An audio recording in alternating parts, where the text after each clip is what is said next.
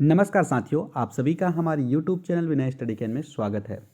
साथियों, छत्तीसगढ़ खाद्य एवं पोषण सुरक्षा अधिनियम 2012 इसका ब्रीफ समरी हम लेकर आए हैं।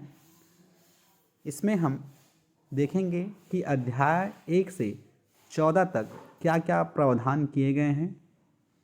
यदि आप हमारे चैनल पर पहली बार आए हैं तो प्लीज़ हमारे चैनल को सब्सक्राइब कीजिएगा, पास में लगे बेल आइकन को प्रेस कीजिएगा ताकि आने वाले जितने भी वीडियो हैं उनके नोटिफिकेशन आप तक पहुंचती रहे। और दोस्तों, वीडियो को जरूर लाइक कीजिएगा और वीडियो की लिंक अपने दोस्तों तक जरूर शेयर कीजिएगा। छत्तीसगढ़ खाद्य एवं पोषण सुरक्षा अधिनियम 2012, इसमें हम विवरण देखेंगे अध्याय 1 में क्या बताया गया है। तो अध्याय 1 में छत्तीसगढ़ खाद्य एवं पोषण सुरक्षा संबंधी प्रारंभिक जानकारी दी गई है, जिसमें संक्षिप्त नाम, विस्तार तथा प्रारंभ। दूसरे नंबर में इसमें परिभाषाएं भी दी गई है कि खाद्य सुरक्षा अधिनियम में कौन कौन सी परिभाषा है।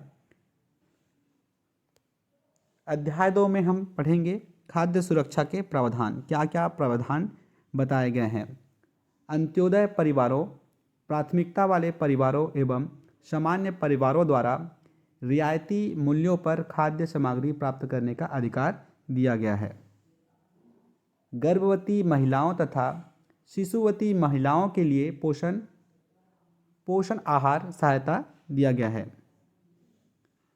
बच्चों के लिए पोषण आहार सहायता इस अध्याय में बताया गया है। छात्रावासों तथा आश्रमों में रहने वाले विद्यार्थियों के लिए पोषण आहार सहायता।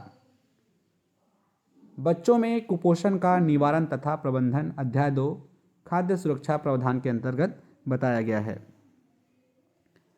अध्याय 3 में विशेष समूह के लिए पात्रता बताई गई है।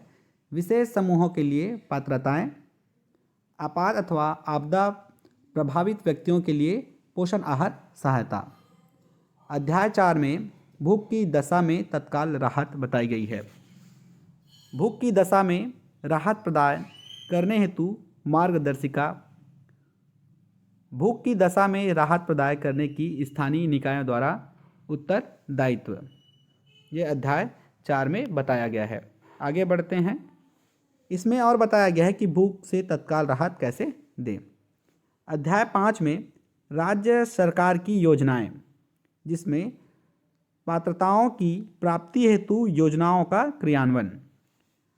अध्याय 6 में राज्य सरकार का वित्तीय उत्तरदायित्व बताया गया है।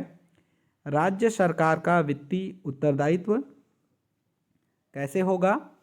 अध्याय 7 में अंत्योदय परिवारों, प्राथमिकता वाले परिवारों तथा विशेष कमजोर सामाजिक समूहों की पहचान करना है।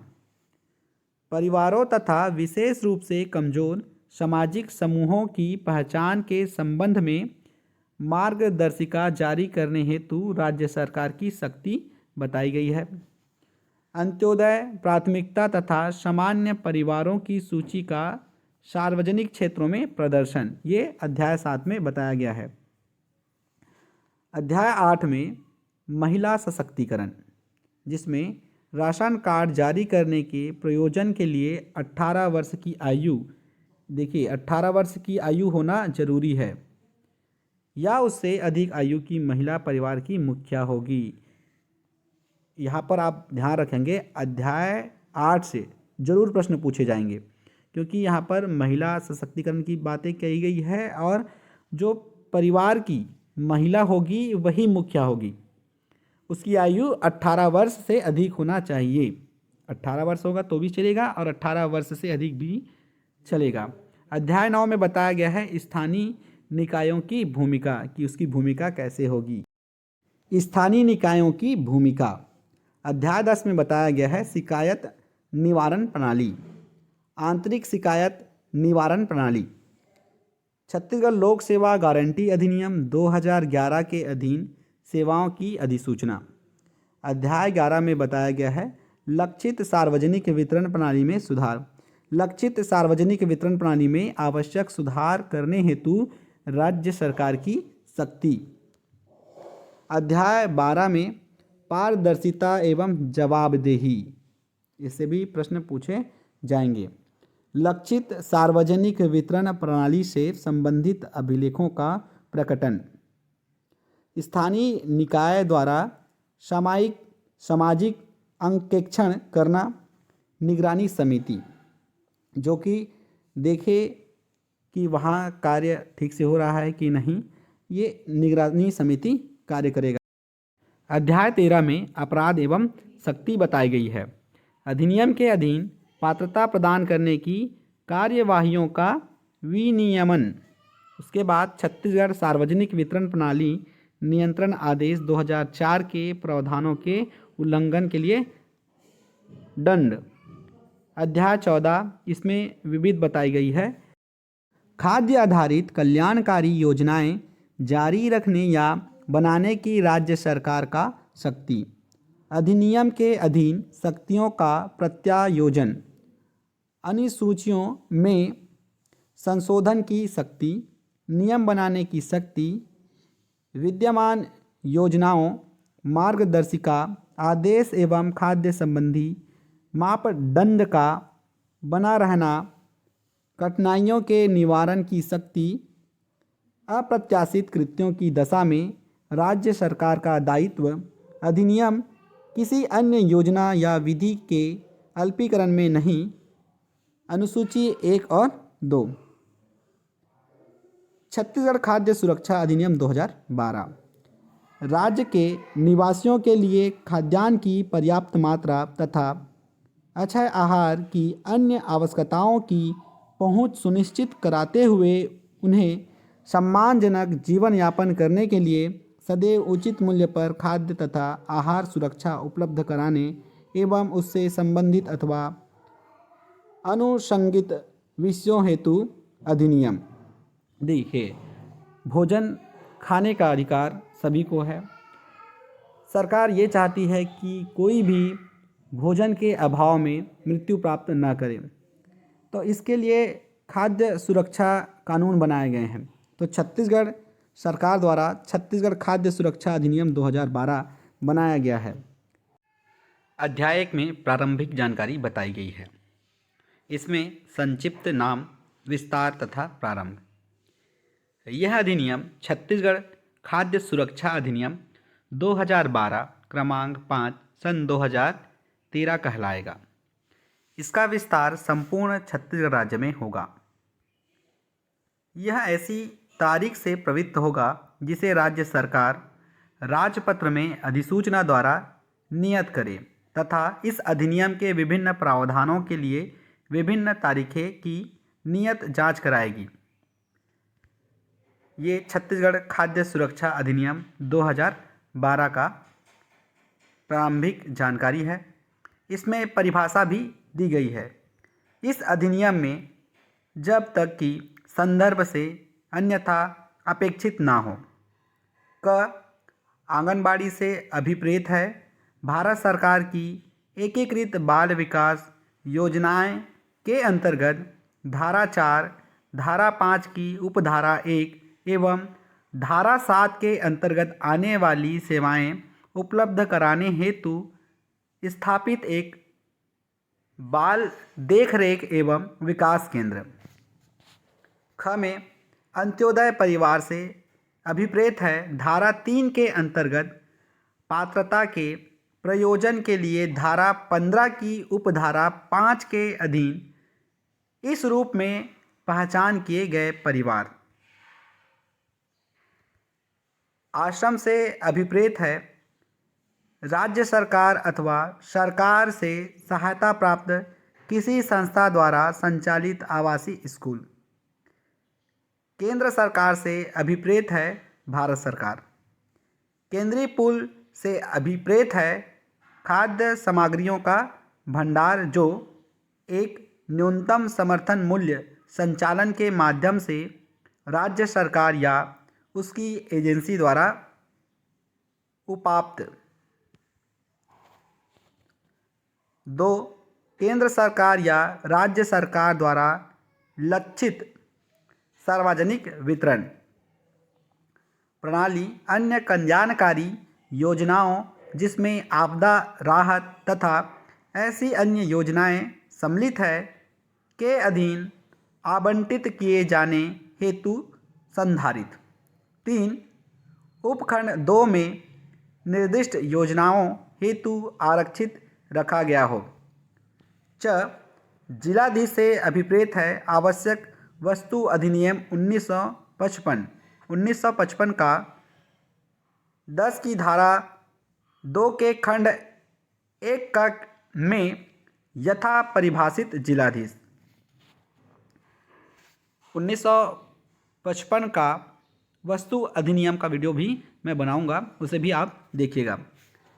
निराश्रित व्यक्ति से अभिप्रेत है पुरुष, स्त्री या बालक जिनके पास खाद्य तथा आहार हेतु अपेक्षित साधन तथा सहायता नहीं है, जो ऐसी स्थिति में उन्हें जीवित रहने के लिए सामर्थ्य बना सके, जिसके फलस्वरूप उसका जीना कठिन हो या भूख से मरना पड़े।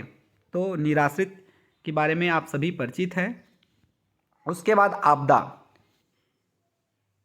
का वही अर्थ होगा जैसे आपदा प्रबंधन अधिनियम 2005 के धारा 53 की धारा 2 के खंड घ में उसके साथ यथा समुनिर्देशित है।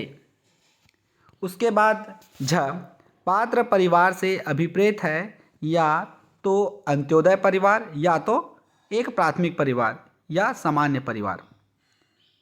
अपवर्जित परिवार से अभिप्रेत है परिवार जो इस अधिनियम के अधीन किसी पात्रता के लिए पात्र नहीं है।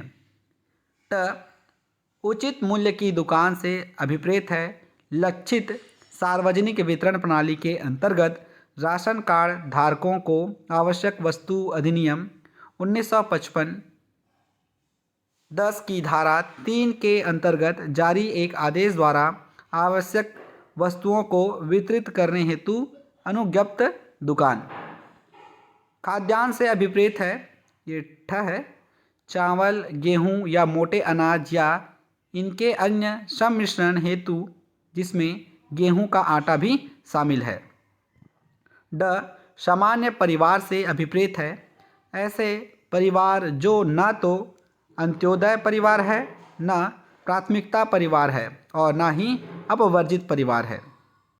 आवासहीन व्यक्ति से अभिप्रेत है ऐसा व्यक्ति जिसके पास घर नहीं है तथा जो ऐसे सड़क किनारे, पटरियों पर या ऐसे अन्य स्थानों में या खुली प्रांगण में रहते हैं जिनमें आवासहीनों, भिखारियों के लिए बने आश्रय या ऐसे अन्य स्थलों में निवास करने वाले व्यक्ति भी सम्मिलित है। न छात्रावास से अभिप्रेत है राज्य सरकार अथवा शासकीय सहायता प्राप्त किसी संस्था द्वारा छात्रों हेतु संचालित आवासीय सुविधा। त स्थानीय निकाय में सम्मिलित है पंचायत, नगरीय निकाय, जिला बोर्ड, छावनी बोर्ड, नगर नियोजन प्राधिकारी या अन्य कोई निकाय, चाहे उसे जिस किसी भी नाम से जाना जाए, जो संविधान के अंतर्गत प्राधिकृत किया गया है या विनिर्दिष्ट स्थानीय क्षेत्र के अंदर स्वशासन हेतु तत्समय प्रवृत्ति किसी अन्य विधि या प्रशासकीय सेवाओं के नियंत्रण एवं प्रबंधन से जुड़ा कोई अन्य प्राधिकारी या निकाय। थ भोजन से अभिप्रेत है अन्य कल्याणकारी योजनाओं में यथा विहित गर्म पका हुआ अथवा तुरंत खाने योग्य भोजन या घर ले जाने हेतु राशन सामग्री। न्यूनतम समर्थन मूल्य से अभिप्रेत है केंद्र सरकार द्वारा घोषित सुनिश्चित मूल्य जिस पर केंद्रीय पूल अथवा राज्य पूल के लिए केंद्र सरकार अथवा राज्य सरकार और उनकी एजेंसियों द्वारा किसानों से खाद्यान्न की खरीदी की जा सकती है। गैर अधिसूचित क्षेत्र से अभिप्रेत है ऐसे क्षेत्र जो अधिसूचित नहीं हैं। अधिसूचना से अभिप्रेत है इस अधिनियम के अधीन जारी एवं राजपत्र में प्रकाशित अधिसूचना। प अन्य कल्याणकारी योजनाओं से अभिप्रेत है लक्षित सार्वजनिक वितरण प्रणाली के अतिरिक्त ऐसी सरकारी योजनाएं जिनके अंतर्गत खाद्यान्न या भोजन का प्रदान प्रदाय योजनाओं के भाग के रूप में किया जाता हो। विशेष रूप से कमजोर सामाजिक समूह से अभिप्रेत है राज्य सरकार द्वारा धारा 3 के अंतर्गत पात्रताओं के प्रयोजन हेतु धारा 15 की उपधारा 2 के अंतर्गत इस रूप में पहचान किए गए परिवारों का समूह। निःशक्त व्यक्ति से अभिप्रेत है निःशक्त व्यक्ति समान अवसर अधिकारों का संरक्षण और पूर्ण भागीदारी अधिनियम 1996 एक के अधीन निःशक्त के रूप में परिभाषित व्यक्ति। विहित से अभिप्रेत है इस अधिनियम के अधीन बनाए गए नियमों द्वारा विहित। प्राथमिकता वाले परिवार से अभिप्रेत है धारा 3 के अंतर्गत पात्रताओं के प्रयोजन हेतु धारा 15 की उपधारा 3 के अंतर्गत इस रूप में पहचान किए गए परिवार। पक्का मकान से अभिप्रेत है ऐसे मकान जिसकी छत सीमेंट कंक्रीट से निर्मित हो। ये ध्यान रखेंगे। राशन कार्ड से अभिप्रेत है लक्षित सार्वजनिक वितरण प्रणाली के अधीन उचित मूल्य की दुकानों से आवश्यक वस्तुओं के क्रय हेतु राज्य सरकार द्वारा एक आदेश या प्राधिकार के अधीन जारी किया गया एक दस्तावेज। अनुसूची से अभिप्रेत है इस अधिनियम के साथ संलग्न अनुसूची।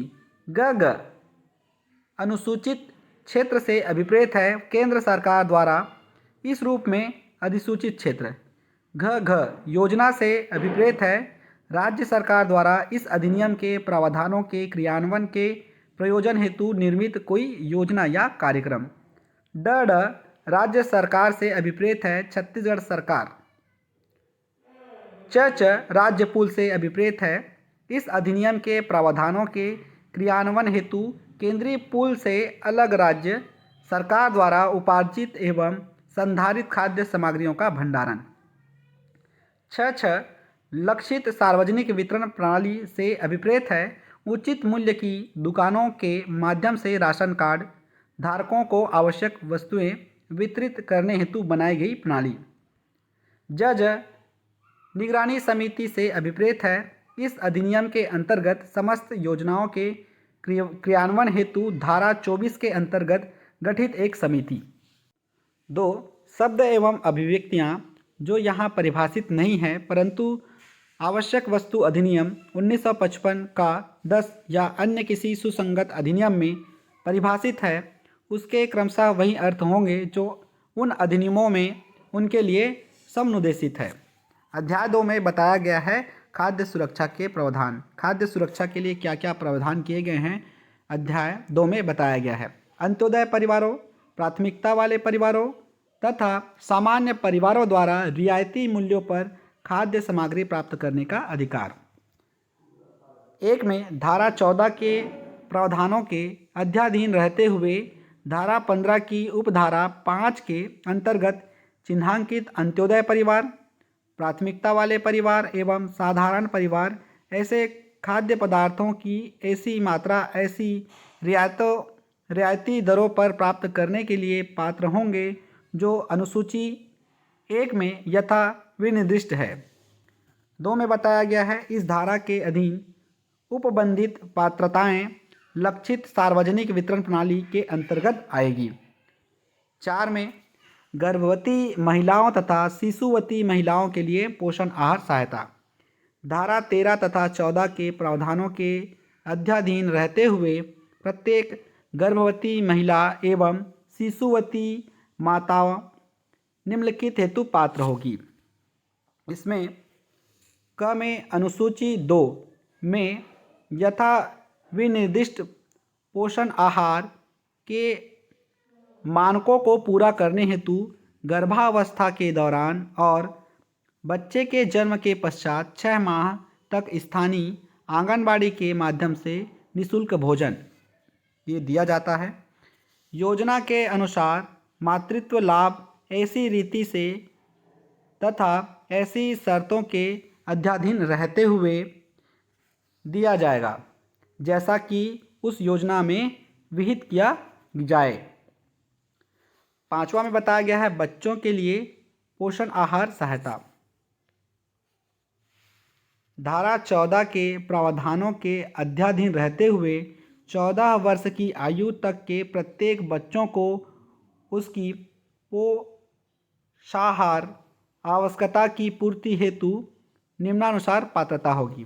6 माह से 6 वर्ष के आयु समूह के बच्चों की दशा में स्थानीय आंगनबाड़ी के माध्यम से आयु निम्नानुसार निःशुल्क उपयुक्त भोजन ताकि अनुसूची 2 में यथा वे निर्दिष्ट मानक पोषण आहार की पूर्ति हो,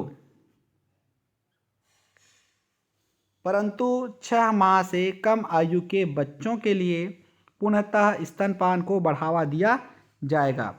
ख में बताया गया है 6 वर्ष से 14 वर्ष तक के आयु समूह के बच्चों की दशा में सरकार द्वारा सहायता प्राप्त विद्यालयों स्थानीय निकायों द्वारा चलाए जा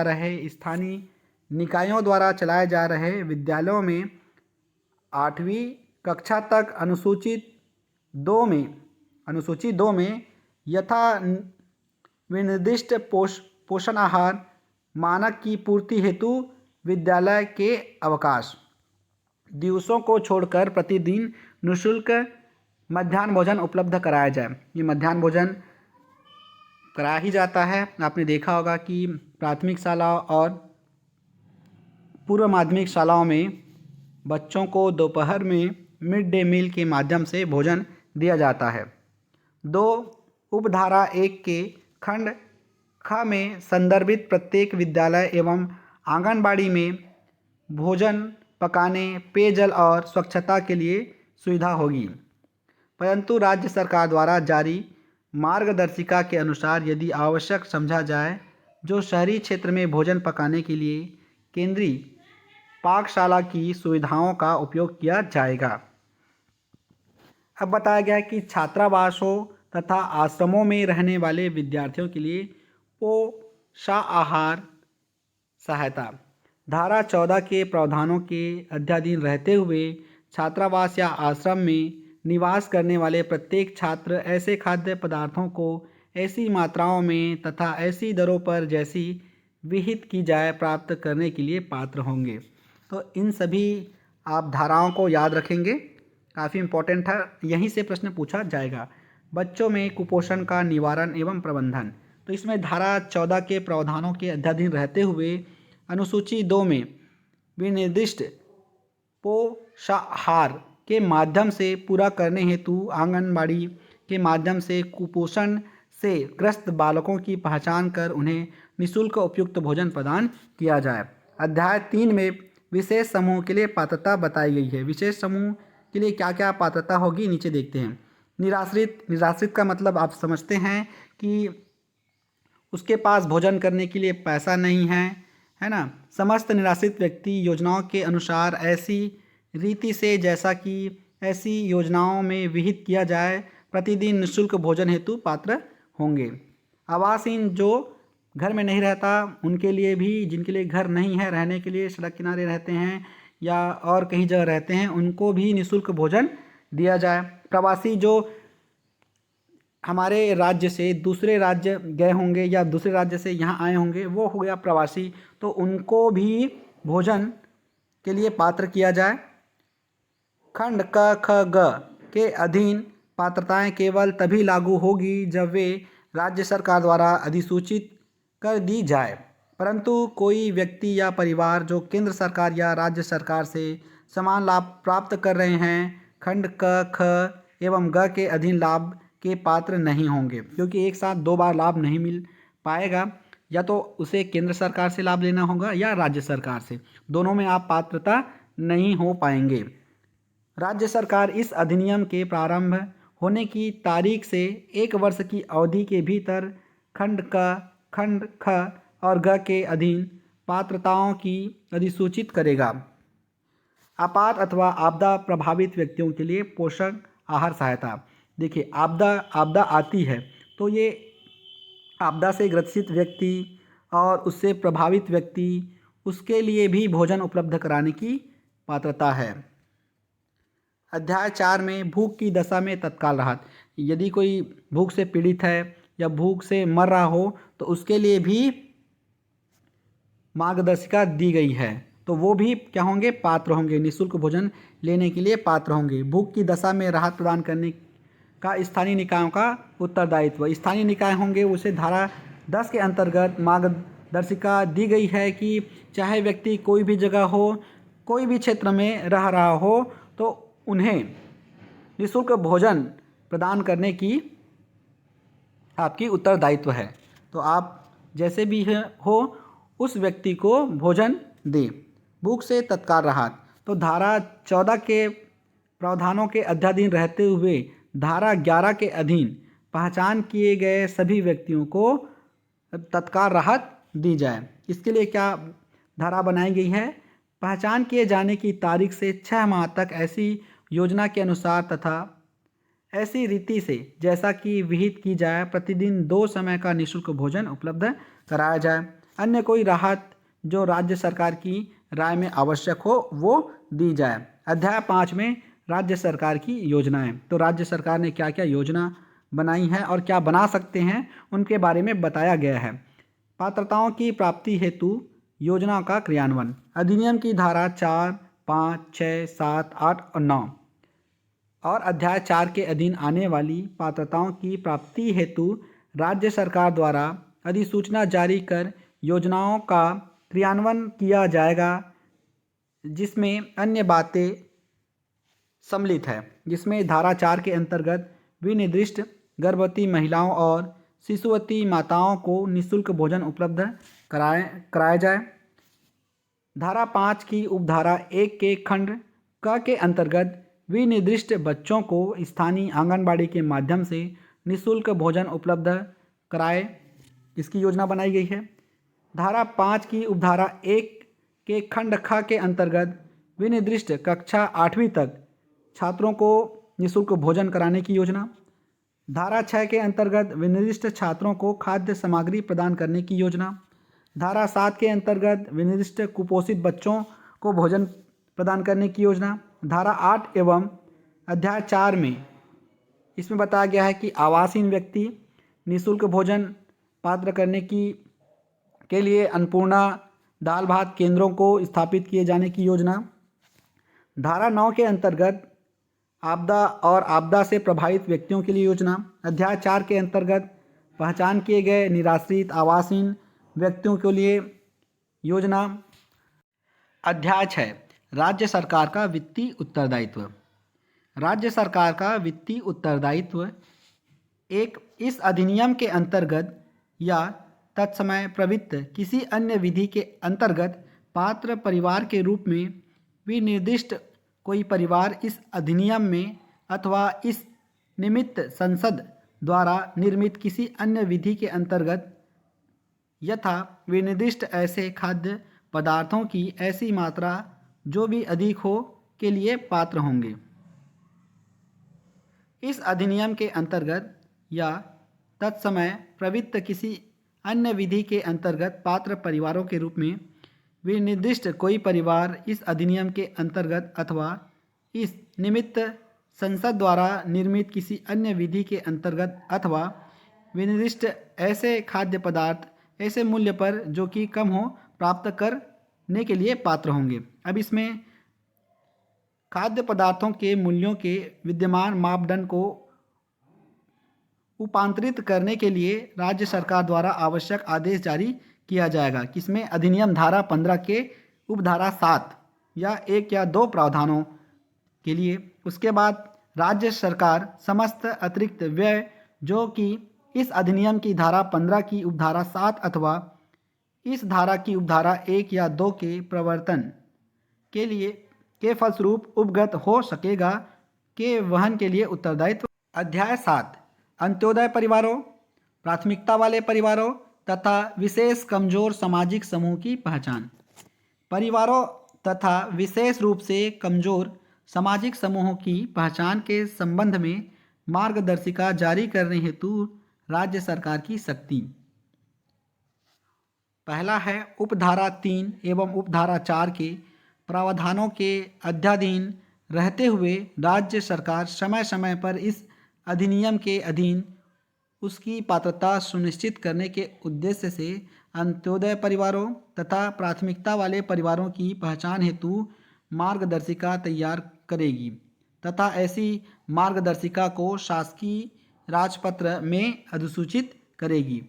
दूसरा है, उपधारा 4 के प्रावधानों के अध्याधीन रहते हुए राज्य सरकार समय समय पर इस अधिनियम के अधीन उनकी पात्रता के उद्देश्य से किसी विशेष कमजोर सामाजिक समूहों की पहचान हेतु मार्गदर्शिका तैयार करेगी तथा ऐसी मार्गदर्शिकाओं को राजपत्र में अधिसूचित करेगी। परंतु विशेष कमजोर सामाजिक समूहों में निम्नलिखित परिवार निर्दिष्ट होंगे। केंद्र सरकार द्वारा समय समय पर यथा अधिसूचित विशेष कमजोर जनजाति समूह के समस्त परिवार जिनके मुखिया विधवा अथवा एकांकी महिला है, समस्त परिवार जिसकी मुखिया लाइलाज बीमारी से पीड़ित है, समस्त परिवार जिसकी मुखिया एक निःशक्त व्यक्ति है, समस्त परिवार जिसकी मुखिया 60 वर्ष या उससे अधिक आयु के हैं, जिनके पास आजीविका के सुनिश्चित साधन या सामाजिक सहायता नहीं है, समस्त परिवार जिनके मुखिया विमुक्त बंधुआ मजदूर है, परिवारों का कोई अन्य समूह जैसा कि विहित किया जाए। उपधारा 4 प्रावधानों के अध्याधीन रहते हुए निम्नलिखित प्रवर्गों के सभी परिवार प्राथमिकता वाले परिवार निर्दिष्ट होंगे। और प्राथमिकता वाले परिवार कौन कौन होंगे इसमें बताया गया है कि इस अधिनियम के प्रारंभ होने की तारीख से मुख्यमंत्री खाद्यान्न सहायता योजना के अधीन उनकी पात्रता की सीमा तक समस्त परिवार खाद्य सामग्री प्राप्त करने हेतु मुख्यमंत्री खाद्यान्न सहायता योजना के अधीन विनिर्दिष्ट मानदंडों के अनुसार पात्र होंगे। जैसे भूमिहीन कृषि मजदूरों के समस्त परिवार, सीमांत एवं लघु कृषकों के समस्त परिवार जिनके मुखिया असंगठित श्रमकार सामाजिक सुरक्षा अधिनियम 2008 का 33 के उपबंधों के अंतर्गत असंगठित श्रमिक के रूप में पंजीकृत है, समस्त परिवार जिनके मुखिया भवन एवं अन्य सन्निर्माण कर्मकार नियोजन का अधिनियम एवं सेवा की शर्तें अधिनियम 1996 का 27 के उपबंधों के अंतर्गत निर्माण श्रमिक के रूप में पंजीकृत है। धारा 14 के प्रावधानों के अध्याधीन रहते हुए उपधारा 2 और उपधारा 3 में अंतःविष्ट किसी बात के होते हुए भी राज्य सरकार इस अधिनियम की धारा 3 के अंतर्गत पात्रताओं के संबंध में परिवार के उपवर्जन का मापदंड समय समय पर विहित कर सकेगी, परंतु निम्नलिखित श्रेणी के सभी परिवार अपवर्जित परिवार के रूप में निर्दिष्ट होंगे। समस्त ऐसे परिवार जिनके मुखिया या परिवार का कोई अन्य सदस्य आयकरदाता हो, गैर अनुसूचित क्षेत्रों में 4 हेक्टेयर से अधिक सिंचित भूमि या 8 हेक्टेयर से अधिक असंचित भूमि धारक, समस्त ऐसे परिवार जो नगरीय क्षेत्रों में ऐसा पक्का मकान धारित करते हैं जो 1000 वर्ग फीट से अधिक क्षेत्रफल का हो तथा स्थानीय निकाय के प्रचलित नियमों के अनुसार संपत्ति कर के भुगतान हेतु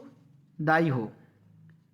विहित किए गए मानदंडों के अनुसार ऐसे अन्य परिवार जिन्हें अपवर्जित किया जा सके। पांचवा है उपधारा 1 और उपधारा 2 में संदर्भित मार्गदर्शिकाओं के अनुसार राज्य सरकार समय समय पर अंत्योदय परिवारों, प्राथमिकता वाले परिवारों, विशेष कमजोर सामाजिक समूह की पहचान करेगी, परंतु विशेष कमजोर सामाजिक समूह के समस्त परिवार अंत्योदय परिवार के रूप में निर्दिष्ट किए जाएंगे, परंतु यह और कि उपधारा 4 के अधीन विहित मानदंडों के अनुसार अपवर्जित परिवार अंत्योदय परिवार या प्राथमिकता परिवार या विशेष कमजोर समूह सामाजिक समूह के रूप में निर्दिष्ट नहीं किए जा सकेंगे। अंत्योदय परिवार, प्राथमिकता वाले परिवारों और विशेष कमजोर सामाजिक समूहों की सूची को राज्य सरकार द्वारा ऐसी रीति से जो विहित की जाए अद्यतन किया जाएगा। परिवारों की सूची तत्समय प्रवृत्त किसी अन्य विधि के अल्पीकरण में न होकर उसके अतिरिक्त होगी। अंत्योदय, प्राथमिकता और सामान्य परिवारों की सूची का सार्वजनिक क्षेत्र में प्रदर्शन।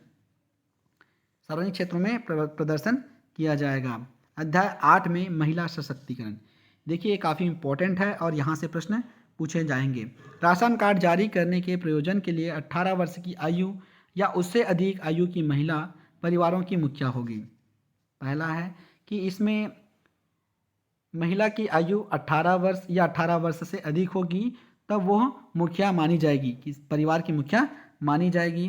किसी भी समय जहाँ किसी परिवार में कोई महिला या 18 वर्ष की आयु या इससे अधिक आयु की कोई महिला ना हो, किंतु 18 वर्ष की आयु से कम आयु की महिला सदस्य हो, तो राशन कार्ड जारी करने के प्रयोजन के लिए परिवार का सबसे वरिष्ठ पुरुष सदस्य परिवार का मुखिया होगा। यदि किसी घर में महिला नहीं है तो, और यदि महिला है तो उसकी आयु 18 वर्ष से कम है, तो सबसे वरिष्ठ पुरुष परिवार का मुखिया माना जाएगा। महिला सदस्य 18 वर्ष की आयु पूर्ण करने पर परिवार की मुखिया होगी। उसका नाम उस पुरुष सदस्य के स्थान पर राशन कार्ड में प्रतिस्थापित किया जाएगा। ये भी काफ़ी इम्पोर्टेंट है। अध्याय 9 स्थानीय निकायों की भूमिका। स्थानीय निकायों की क्या क्या भूमिका होगी इसमें बताया गया है कि ऐसे दायित्व जिसे लक्षित सार्वजनिक वितरण प्रणाली के क्रियान्वयन हेतु राज्य सरकार अधिसूचना द्वारा स्थानीय निकायों को सम अनुदेशित करे, जिसमें अन्य बातों के साथ सम्मिलित होगा। पात्र परिवारों की पहचान, यथाविहीन पात्र परिवारों की राशन कार्ड जारी करना, उचित मूल्य दुकानों की ऐसी रीति से निगरानी एवं पर्यवेक्षण जैसा कि विहित किया जाए। 4 धारा 23 के अधीन विहित मार्गदर्शिकाओं के अनुसार उचित मूल्य दुकानों का सामाजिक अंकेक्षण करना। ख निराश्रितों और आवासहीन व्यक्तियों का ऐसी रीति में चिन्हांकन एवं उसको सहायता उपलब्ध कराना जैसा कि विहित किया जाए। स्थानीय निकाय ऐसे कर्तव्यों, कार्यों एवं उत्तरदायित्व के निर्वहन हेतु जवाबदेह होंगे, जैसा कि ऐसे योजनाओं के अधीन उनको समनुदेशित किया जाए, जैसा कि इस अधिनियम के क्रियान्वयन हेतु राज्य सरकार द्वारा विहित किया जाए। अध्याय 10 में शिकायत निवारण प्रणाली। आंतरिक शिकायत निवारण प्रणाली, इसमें राज्य सरकार एक आंतरिक शिकायत निवारण प्रणाली स्थापित करेगी, जिसमें कॉल सेंटर, हेल्पलाइन, नोडल अधिकारी की पदस्थापना या ऐसे अन्य तंत्र जैसे कि विहित किया जाए सम्मिलित हो सके। उसके बाद छत्तीसगढ़ लोक सेवा गारंटी अधिनियम 2011 के अधीन सेवाओं की अधिसूचना। इसमें लोक सेवा गारंटी अधिनियम 2011 क्रमांक 23 सन 2011 के अधीन प्रदान की जाने वाली समस्त सारी सेवाएं सम्मिलित कर दी जाएगी। उसके बाद है अध्याय 11 लक्षित सार्वजनिक वितरण प्रणाली में सुधार। लक्षित सार्वजनिक वितरण प्रणाली में आवश्यक सुधार करने हेतु राज्य सरकार की शक्ति।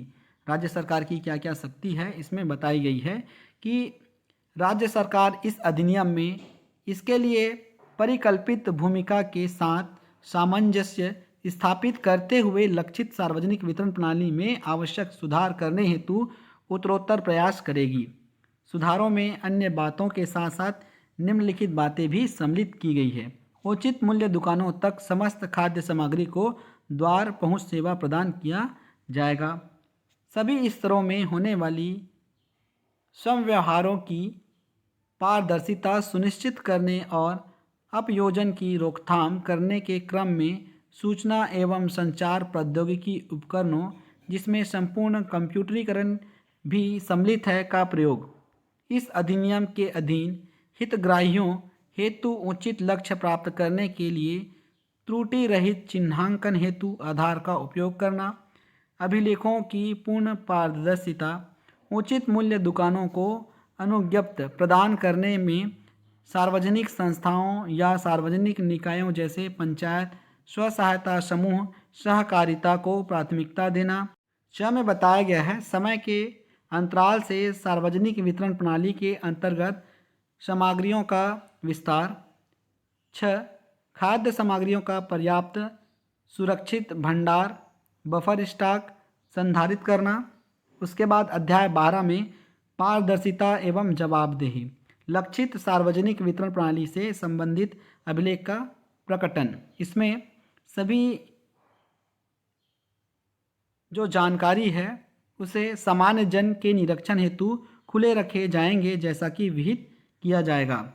स्थानीय निकाय द्वारा सामाजिक अंकेक्षण करना, इसमें सारे दस्तावेज है, जानकारी है, निष्कर्ष है, उनके ऊपर कार्यवाही करना, जानकारी उपलब्ध कराना, ये बात यहाँ पर लिखी गई है।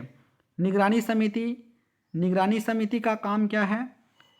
राज्य सरकार द्वारा आवश्यक वस्तु अधिनियम 1955 का 10 के अंतर्गत बनाए गए तत्सम प्रवृत्त छत्तीसगढ़ सार्वजनिक वितरण प्रणाली नियंत्रण आदर्श 2004 के विनिर्दिष्ट अनुसार राज्य, जिला, विकासखंड और उचित मूल्य दुकान स्तर पर निगरानी समिति की स्थापना करेगी।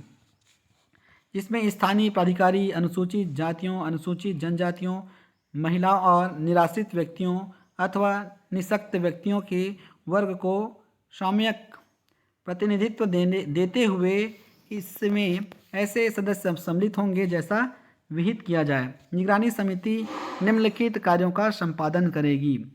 सबसे पहले वो कार्य करेगी कि सभी योजना क्रियान्वित हो रही है कि नहीं, उसका पर्यवेक्षण करेगी। किसी भी प्रावधानों के उल्लंघन की कलेक्टर को लिखित सूचना देगी और यदि कोई निधि या स्टॉक में दुरुपयोग हो रहा है उसकी जानकारी कलेक्टर को देगी। उपरोक्त खंड ख या ग में विनिर्दिष्ट किसी उल्लंघन की लिखित में सूचना प्राप्त करने पर कलेक्टर धारा 25 के अधीन या विनिर्दिष्ट रीति में ऐसे विषय की जांच के लिए अग्रसर होगा। अध्याय 13 में अपराध एवं शास्ति, इसमें बताया गया है कि अधिनियम के अधीन पात्रता प्रदान करने की कार्यवाहियों का विनियमन। इस अधिनियम की धारा 3 के अंतर्गत समस्त पात्र परिवारों को पात्रताएं प्रदान करने संबंधी समस्त कार्यवाही समय समय पर अथवा संशोधित तत्समय प्रवृत्त छत्तीसगढ़ सार्वजनिक वितरण प्रणाली नियंत्रण आदेश 2004 के अधीन विनियमित होगी। आवश्यक वस्तु अधिनियम 1955 का 10 के प्रावधानों के अध्याधीन रहते हुए संसद द्वारा निर्मित तत्समय प्रवृत्त किसी विधि पर प्रतिकूल प्रभाव डाले बिना राज्य सरकार इस अधिनियम की धारा 3 के प्रावधानों के क्रियान्वयन को विनियमित करने के प्रयोजन के लिए यदि जब तक कि आवश्यक समझे छत्तीसगढ़ सार्वजनिक वितरण प्रणाली आदेश 2004 के प्रावधानों में उपयुक्त संशोधन कर सकेगी एवं ऐसी संशोधन राजपत्र में अधिसूचित कर सकेगी। उपधारा 1 के अंतर्गत जारी प्रत्येक अधिसूचना इसके जारी किए जाने के पश्चात यथाशीघ्र राज्य विधानसभा के समक्ष रखी जाएगी। उसके बाद है छत्तीसगढ़ सार्वजनिक वितरण प्रणाली नियंत्रण आदेश 2004 के प्रावधानों के उल्लंघन के लिए दंड। तो इसमें दंड का प्रावधान भी किया गया है कि अधिनियम की धारा 25 के अंतर्गत छत्तीसगढ़ सार्वजनिक वितरण प्रणाली आदेश 2004 के किन्हीं भी प्रावधानों का उल्लंघन करता है तो उसे आवश्यक वस्तु अधिनियम 1955 के धारा 10 के सुसंगत प्रावधानों के अंतर्गत दंडनीय मानी जाएगी और उसे दंड दिया जाएगा। अध्याय 14 और अंतिम है। इसमें विविध जानकारी बताई गई है कि खाद्य आधारित कल्याणकारी योजनाएं जारी रखने या बनाने की राज्य सरकार की शक्तियाँ। तो इसमें राज्य सरकार कल्याणकारी योजना बना सकती है, उसके बारे में बताया गया है। अधिनियम के अधीन शक्तियों का प्रत्यायोजन।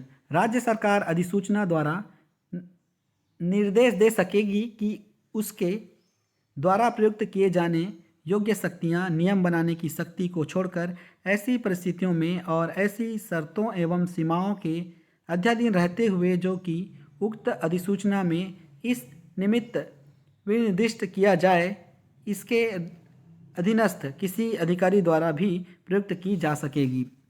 अनुसूचियों के संशोधन शक्ति। तो साथियों, ये था छत्तीसगढ़ खाद्य एवं पोषण सुरक्षा अधिनियम 2012। वीडियो कैसा लगा नीचे कमेंट बॉक्स में कमेंट करके हमें ज़रूर बताइएगा। धन्यवाद।